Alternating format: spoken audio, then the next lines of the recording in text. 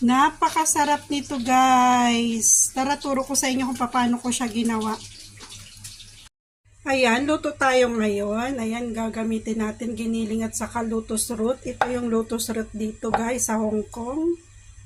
Ayan siya guys, pinino ko na. Ngayon, halo natin siya sa giniling. Ayan, tas lagyan ng paminta, oyster sauce, sugar, salt, at seasoning, cornstarch, little dark soy sauce. Mix natin. Magkakamay na lang ako. Nagugas naman ako ng kamay guys at kami naman ang kakain. Ayan. Ganyan na yung texture niya guys na kailangan natin. Painit tayo. Lagay tayo ng mantika sa kawali kasi piprituin natin siya.